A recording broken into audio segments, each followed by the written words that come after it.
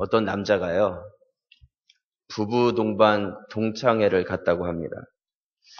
근데 동창회 갔는데 아내의 이름을 부르는데 이름을 부르지 않고 자기야 이렇게 부르고 달링 이렇게도 부르고 허니야 이렇게도 부르고 이름을 불렀다고 합니다. 그래서 다른 남편 아내들이 야, 저 남편은 정말 스윗하다. 어떻게 아내를 지금까지 저렇게 사랑스럽게 부를 수 있을까? 그러면서 자기 남편들 옆구리를 찌르면서 좀 본받으라고 눈총을 줬다고 합니다. 그래서 친구들이 짜증이 나서 아니 너는 왜 아내를 부를 때 그렇게 이름을 부르냐고 이렇게 화를 내니까 이 사람 이야기가 사실은 3년 전부터 아내 이름이 생각이 안 나. 그러더라고요. 이름이 생각이 안 나서 그렇게 불렀다는 것이죠. 여러분 우리 삶에요. 잊어도 되는 것이 있고 잊어서는 안 되는 것이 있습니다. 오늘 바로 주일이 저희 교회가 설립된 지 52주년이 되는 날입니다.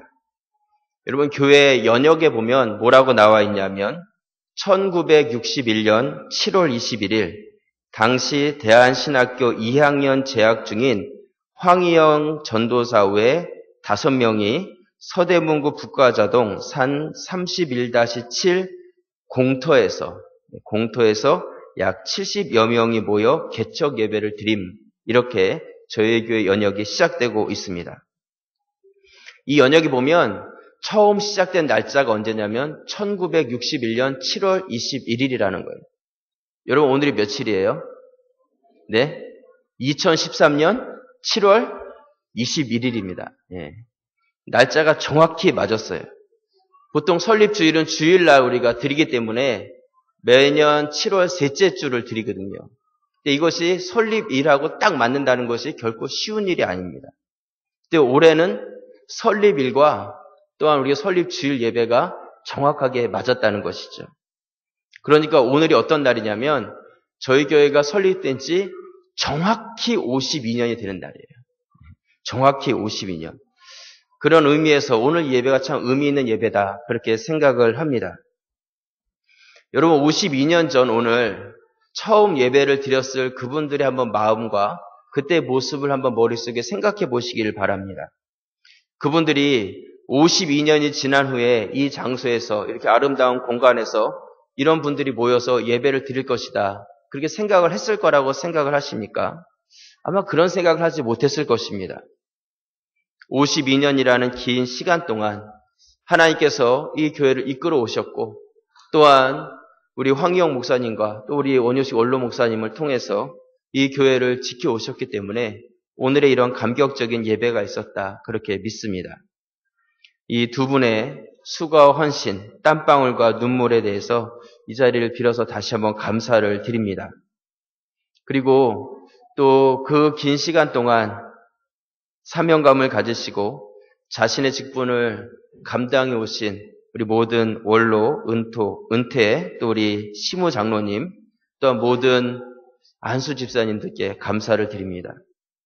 그리고 우리 교회의 어머니로서 눈물로 기도하시며 교회를 헌신적으로 섬겨주신 우리 모든 교회의 권사님들께도 그 희생적인 사랑에 진심으로 감사를 드립니다. 또 보이지 않게 자신의 역할을 감당해 오신 우리 가자제일교회 모든 성도님들, 또 지나가셨던 모든 분들에 대해서도 감사를 드립니다. 바로 여러분들이 계셨기 때문에 오늘 이런 감격스러운 예배가 드릴 수 있게 된 것입니다. 우리 모든 마음을 하나로 모아서요, 교회의 머리가 되시고 주인이 되셔서 우리 교회를 이끌어 오신 하나님께 우리 감사의 박수를 한번 올려드렸으면 좋겠습니다. 네. 감사합니다. 예.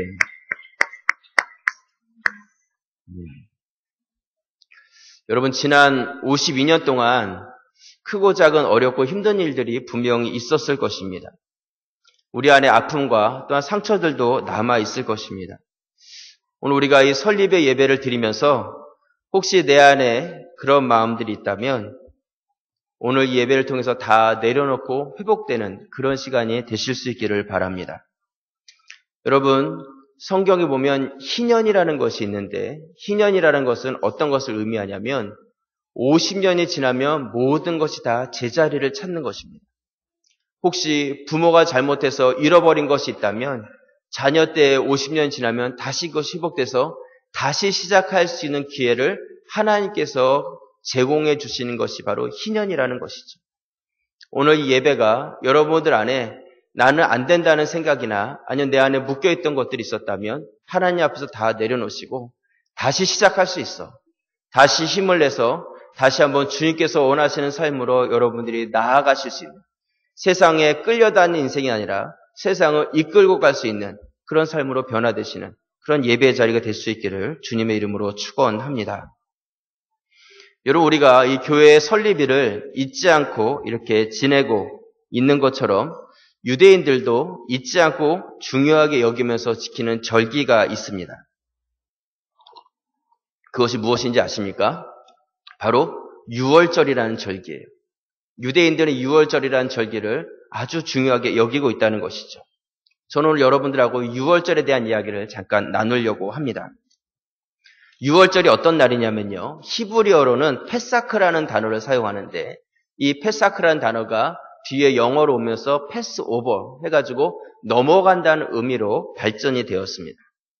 이 유월절이라는 것은 넘어간다는 뜻이에요. 왜 넘어가냐면 이스라엘 백성들이 과거에 애굽 땅에서 400년 동안 종살이를 하게 되었는데 하나님께서는 그 이스라엘 백성들을 종으로부터 구원시킬 계획을 세우셨습니다.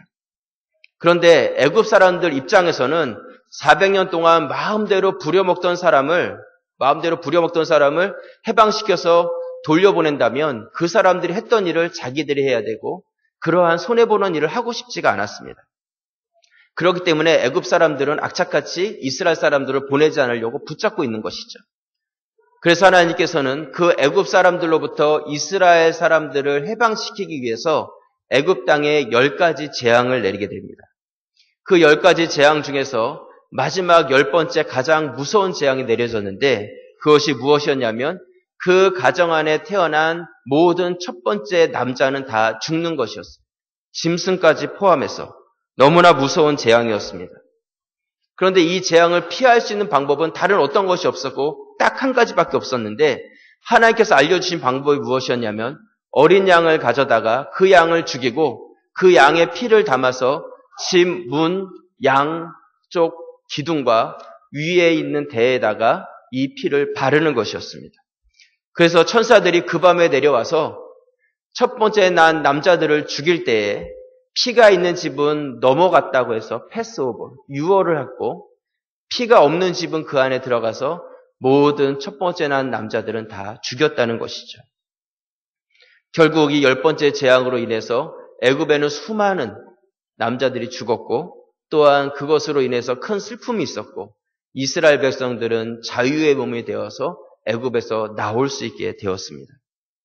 그리고 그 이후로 이스라엘 백성들은 바로 이 유월절을 자기 자신의 민족의 중요한 절기로서 잊지 않고 지켜왔다는 것입니다. 여러분, 우리가 유월절 하면 애굽 사람들은 죽고 이스라엘 사람들은 살은 어떤 그런 절기로 이해하기가 쉬운데 그렇지 않습니다. 성경은 절대로 그렇게 이야기하고 있지 않다는 것이죠. 애굽 사람이라고 무조건 죽고 이스라엘 사람이라고 무조건 산 것이 아니라 하나님께서는 양을 죽여서 그 피를 문에 바른 집은 살았고 그 피를 바르지 않은 집은 이스라엘 백성이라 할지라도 죽었다고 분명하게 말씀하고 있다는 것이죠. 중요한 것은 혈통적으로 내가 어느 민족이냐가 중요한 것이 아니라 희생의 피를 가지고 있느냐, 가지고 있지 않느냐가 중요하다는 것입니다. 이것이 바로 유월절의 의미라는 것이죠. 제가 이번에 새생명 축제 예배를 준비하면서 우리 관리하시는 집사님들께 문틀을 하나 만들어 달라고 부탁을 드렸습니다. 여기 보면 문틀이 하나 올라와 있죠. 아마 저게 뭔가 하시는 분들이 계셨을 것 같아요. 근데 이것은 유월절 문틀을 우리 어린 자녀들도 예배에 참석하기 때문에 보여주고 싶었어요. 한번 눈으로 가시적으로 보고 이 문에 묻어진 이 빨간 피의 모습을 우리가 한번 보았으면 좋겠다 해서 이 문틀을 만들어 달라고 부탁을 드렸습니다. 너무 잘 만들어 주셨어요. 수고해 주신 집사님들께 감사를 드립니다. 우리가 그냥 이 문틀을 보면 그냥 무늬의 틀인가 보다, 저게 뭐야 그렇게 생각했을지 모르지만요. 여러분, 이것이 바로 피가 묻어있는 유월절 문틀이라고 생각해 보시기 바랍니다. 아무나 아무 문이나 들어간다고 해서 자기 생명이 보존되는 것이 아니에요. 바로 이 피 묻은 유월절 양의 피가 묻은 문틀로 들어가야지만 구원을 얻고 생명을 얻을 수가 있다는 것이죠. 오늘 새생명 축제인데 어떤 말씀을 전하면 좋을까 기도하다가 새생명 축제니까 새생명에 대한 말씀을 전하면 좋겠다. 그래서 제가 새생명이라는 제목을 가지고 여러분들과 말씀을 나누려고 합니다.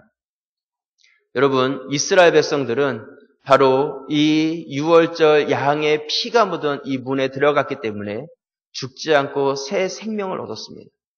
오늘 이 자리에 모이신 모든 분들, 우리 가자제일교회 모든 성도들 한 분도 빼놓지 않고 이 문 안으로 들어가실 수 있기를 주님의 이름으로 축원합니다. 먼저 우리가 이 새 생명을 얻기 위해서는요, 무엇이 필요하냐면 어린 양의 피가 필요합니다. 오늘 출애굽기 12장 5절 말씀해 보시면 너희 어린 양은 흠없고 1년 된 수컷으로 하되 양이나 염소 중에서 취하고 이달 14일까지 간직하였다가 해질 때 이스라엘 회중이 그 양을 잡고 그 피로 양을 먹을 집 문 좌우 설주와 임방에 바르게 하고 이렇게 말씀하고 있습니다. 먼저 양을 준비해야 합니다. 급하게 준비하는 것이 아니라 미리 준비하고 그달 14일이 되었을 때에 양을 잡아서 그 밤에 피를 이 문 좌우 설주, 양쪽 기둥과 위에 임방, 위에 있는 대에다가 이 피를 바르라고 말씀하고 있습니다. 오늘 출애굽기 12장 12절 말씀해 보시면 내가 그 밤에 애굽 땅에 두루 다니며 사람과 짐승을 물어나고 애굽 나라 가운데 처음 난 것을 다 치고 애굽의 모든 신에게 벌을 내리리라. 나는 여호와로라. 내가 애굽 땅을 칠 때에 그 피가 너희의 거하는 집에 있어서 너희를 위하여 표적이 될지라. 내가 피를 볼 때에 너희를 넘어가리니 재앙이 너희에게 내려 멸하지 아니하리라. 여기서 우리가 주의해서 보고 싶은 단어가 무엇이냐면 애굽에 있는 모든 신에게 하나님께서 벌을 내리신다는 말씀이에요. 모든 신에게 하나님이 벌을 내리는 것이 바로 유월절이다. 그렇게 성경은 이야기하고 있다는 것이죠. 사람들은 마음이 연약해서 자기 나름대로 무엇인가를 섬기고 싶고 신을 만들고 싶어 합니다. 그런데 하나님께서는 그들이 만들어 놓은 신에 대해서 벌을 내리신다고 말씀하고 있는 것이죠. 곧 인간들이 아무리 자기들이 뛰어난 신을 만들어낸다 할지라도 그 신들은 하나님 앞에서 벌받을 신분이 되지 않는다는 것입니다. 곧 우리가 섬기는 아버지 하나님은 어떤 분이시냐면 이 세상의 모든 신보다 뛰어나서 그 신들을 벌하실 수 있는 분이 바로 우리의 아버지 하나님이시라는 것이죠. 하나님께서는 바로 유월절을 통해서 그 애굽 백성과 이스라엘 백성들에게 또한 이 말씀을 읽는 우리들에게 그 말씀을 해주고 싶은 거예요. 세상에 많은 신들이 있다 할지라도 그 중에 뛰어난 신, 모든 신들을 벌하실 수 있는 신이 바로 하나님이라는 것을 말씀하고 있다는 것이죠. 또 벌하신다는 것은 어떤 개념이 있냐면 잘못했다는 개념이 있어요. 잘못했을 때 벌을 내리죠. 그렇지 않습니까? 잘못하지 않은 사람에게 벌을 내리지는 않습니다. 오늘 애굽 사람들을 향해서 하나님께서는 장자를 죽이시는데, 큰아들을 죽이시는데 그것이 바로 벌을 내리는 거라고 말씀하고 있어요. 여러분 한번 생각해 보시기 바랍니다. 애굽 사람들이 잘못한 게 도대체 뭐예요? 애굽 사람들이 이스라엘 사람들보다 도덕적으로 더 많은 잘못을 했기 때문에 벌을 받아야 하는 것입니까? 우리가 생각해 본다면 애굽 사람들보다 이스라엘 사람들이 더 많은 죄를 지은 사람이 그 중에 있었을 거라는 것이죠. 그럼에도 불구하고 하나님께서는 그 애굽 사람들을 향해서 벌을 내리신다고 말씀하고 있습니다. 우리 생각에는 애굽 사람들은 억울하다고 이야기할지 몰라요. 하지만 하나님께서는 뭐라고 말씀하시냐면 너희가 그 피를 바르지 않은 것, 그것 자체가 바로 죄이고 잘못된 것이고 그것이 바로 벌을 받는 것이다 말씀하고 있습니다. 행위적인 도덕적인 어떠한 죄가 있느냐 없느냐가 중요한 것이 아니라 그 문에 피를 발랐느냐 바르지 않았느냐가 그들이 생명을 얻는 것과 생명을 얻지 못하는 것의 기준이 되었다는 것이죠. 바르지 않았다는 그 자체가 바로 죄가 되었다는 거예요. 그것이 바로 벌받을 형벌이 되었다는 것이죠. 여러분, 제가 여러분들에게 분명히 말씀드릴 수 있는 것은요, 우리가 세상적으로 아무리 완벽하고 온전하게 산다 할지라도 그것이 중요한 것이 아니라 중요한 것은 내가 예수 그리스도의 희생의 피, 이 예수 그리스도의 십자가를 내가 가지고 있느냐, 가지고 있지 않느냐가 중요한 것이고 그 피를 가지고 있지 않다면 그것 자체가 바로 죄가 된다는 것입니다. 예수를 믿지 않는 게 죄라는 거예요. 예수를 믿지 않는 것이 바로 죄라는 것이죠. 바로 그 죄가 우리를 구원시키지 못하게 한다는 것입니다. 여러분, 성경이 말하는 죄는 윤리적인 죄를 이야기하는 것이 아닙니다.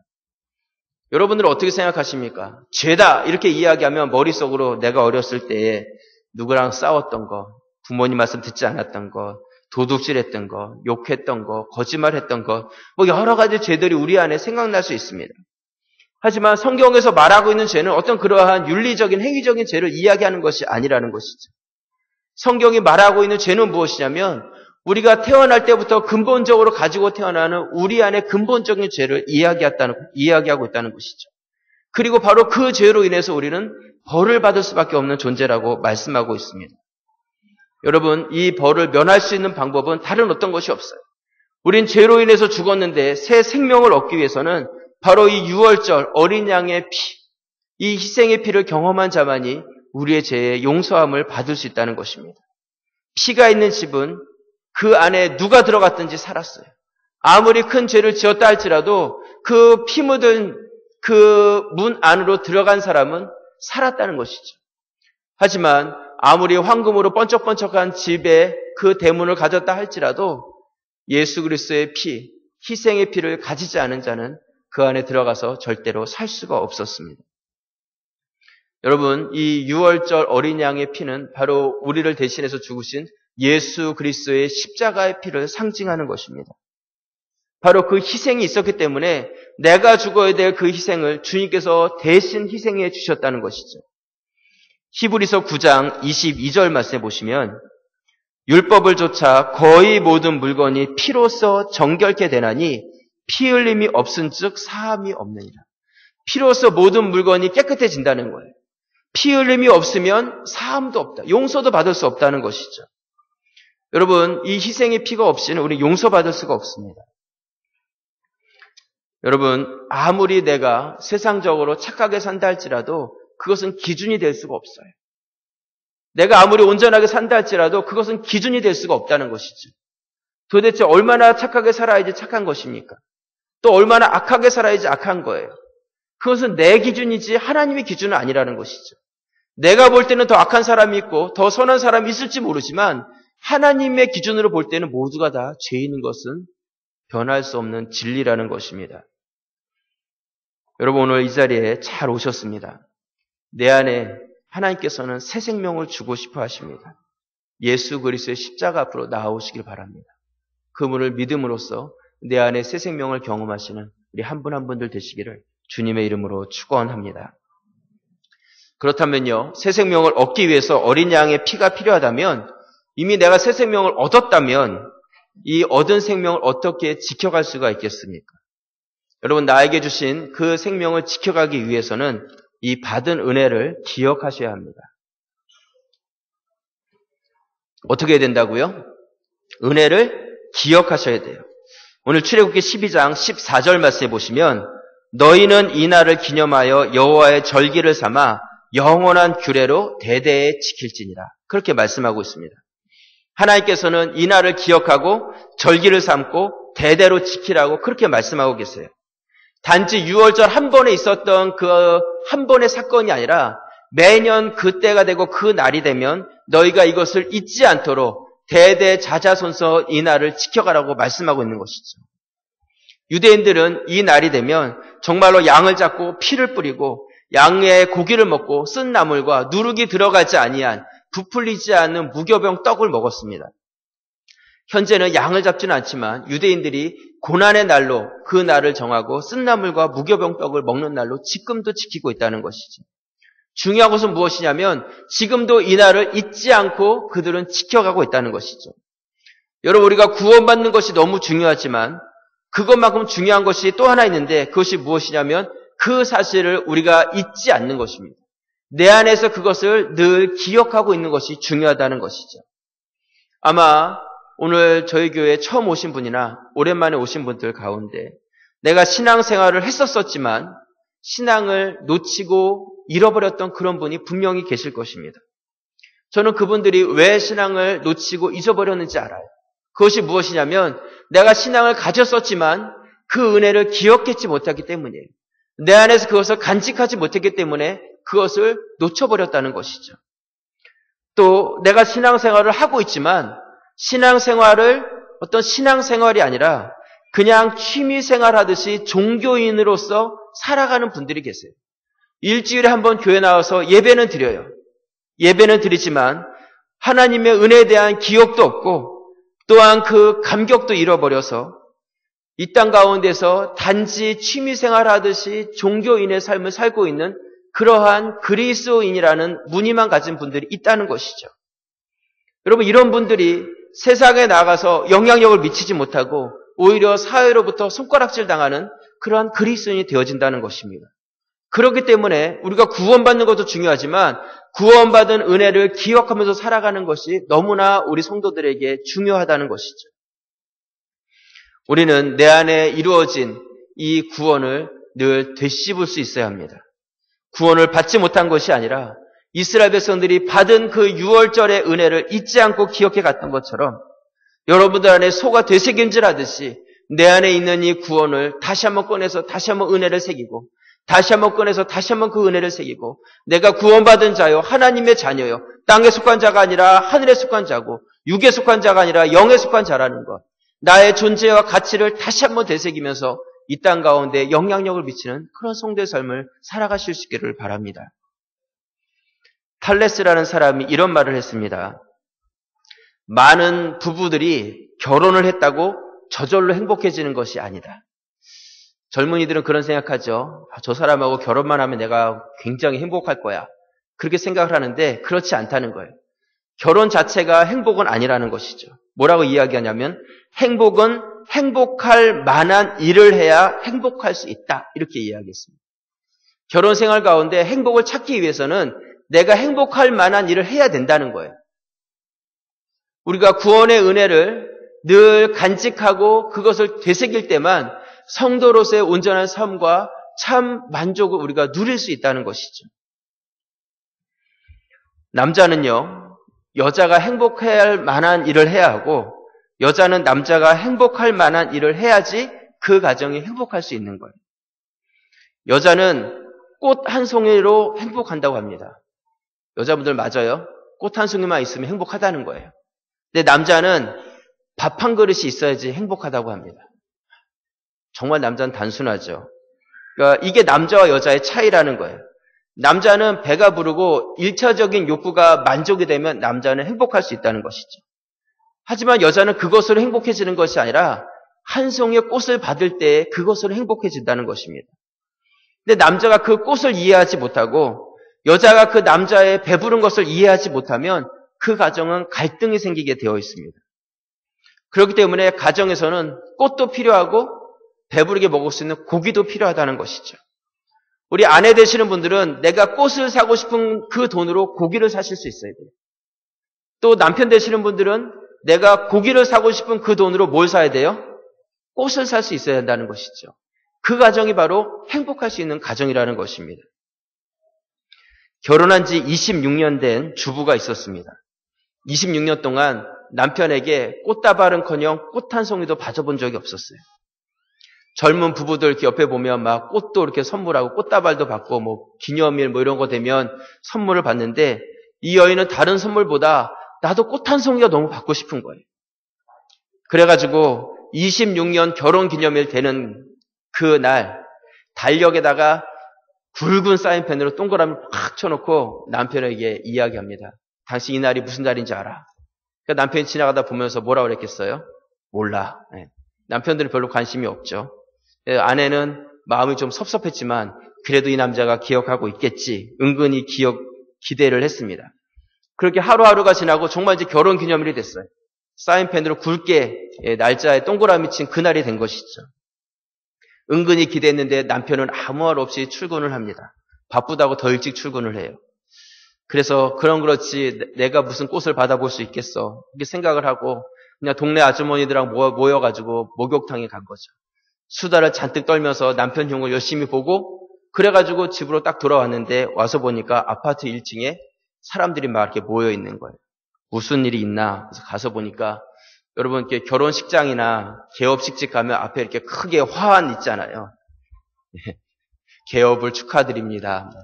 결혼을 진심으로 축하합니다. 이게 큰 화환이 딱 자기 아파트 그 앞에 딱 서 있는 거예요. 거기 보니까 결혼 26주년 기념을 축하합니다. 그래서 자기 이름하고 남편 이름과 사랑하다. 그 말이 딱 거기 써가지고 리본으로 해서 꽃배달이 온 것이죠. 그래서 이 여인은 그 꽃다발을 받아들고 너무 기뻐가지고 그 화환을 집 거실로 가지고 들어왔습니다. 그래서 거실에다가 세워놓고 딸이 오니까 딸한테 자랑을 하고 남편이 오니까 남편을 끌어안고 그 앞에서 기념사진을 찍어요. 그리고 그 찍은 사진을 거실에다 걸어놓은 것이죠. 나는 이 세상에서 가장 큰 꽃다발을 받은 사람이야. 얼마나 행복하겠어요. 그래서 그 뒤로는 다른 사람들이 뭐 나는 꽃다발, 뭐 백송이 뭐 이런 얘기해도 전혀 부러워하지 않았다는 거예요. 왜요? 나는 이미 가장 큰 꽃다발을 받은 사람이기 때문에. 여러분 제가 이 말씀을 드리는 이유는 무엇이냐면요. 여러분들은 이미 주님의 사랑을 받았습니다. 예수님께서는 고귀한 생명을 들여서 여러분들을 사랑해 주셨어요. 우린 그 은혜를 간직하고 있는 자들이라는 것이죠. 세상에 다른 어떤 것들, 어떤 유혹들이나 어떤 문제들이 내 안에 찾아온다 할지라도 인생의 문제나 어떤 환경의 문제나 육신적인 문제나 어떤 것이 찾아온다 할지라도 우리는 그거보다 더 가치 있는 것을 붙잡게 됐을 때 우리 이 땅 가운데서 자신 있는 또한 당당한 삶을 살아갈 수 있는 것입니다. 오늘 이 새생명 축제 이것은 다른 날이 아니에요. 그냥 1년에 한번 교회 가자 하니까 한번 와주는 날 그 정도가 아니라 여러분들 안에 내 안에 주어진 새 생명을 확인하는 날이에요. 기존에 우리 교회 성도들은 내 안에 주어진 새 생명이 있다는 것을 다시 한번 되씹는 날이고 또한 우리 처음 오신 분들은 내가 주님 안에서 새 생명을 얻었다는 것을 또한 기억하는 날입니다. 다시 한번 내 안에 이루어진 이 새 생명을 여러분들이 간직하시고 이제는 세상의 어떤 환경 가운데 굴하지 아니하고 승리하며 나아가는 우리 모든 성도들 되시기를 주님의 이름으로 축원합니다. 오늘 말씀의 결론을 내립니다. 오늘 우리는 6월절에 대해서 생각해 보았습니다. 오늘 이 앞에 세워진 이 피 묻은 이 문을 한번 생각해 보시기 바랍니다. 여러분 이 문에 피가 묻혀지기 위해서 양이 죽었습니다. 희생을 했어요. 이 양의 죽음은 새 생명을 얻게 하였습니다. 제가 오늘 우리 자녀들이 오기 때문에 앞에 작은 문을 10개를 만들어 놨는데 우리 초등학교 5학년 학생 있나요? 한번 어디에 있어요? 한번 일어나 보시겠어요? 네. 자, 앞으로 좀 나오세요. 나오면 뭐 수지 맞을 일이 있을 거예요. 나와 보세요. 네.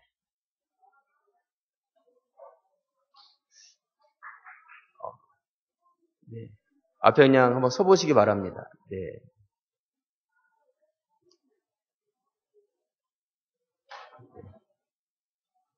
몇 명이에요?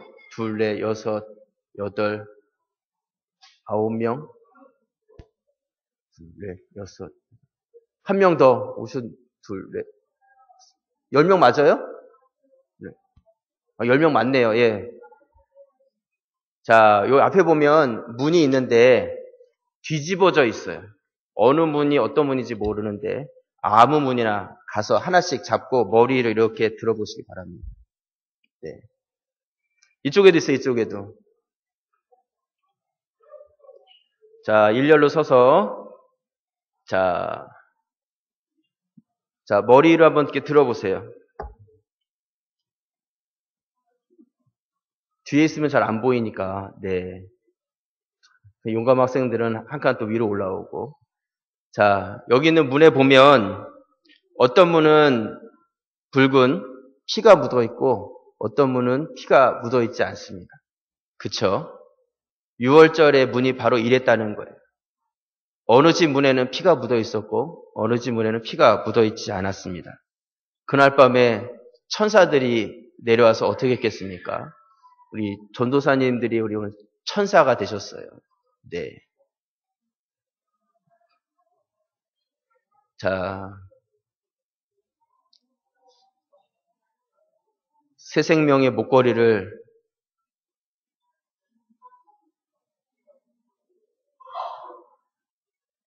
네. 못 받은 친구들도 뭔가 선물이 있습니다. 걱정하지 마시고. 자, 우리 이제 들어가셔도 돼요. 예, 들어가세요. 우리 박수 한번 하겠습니다.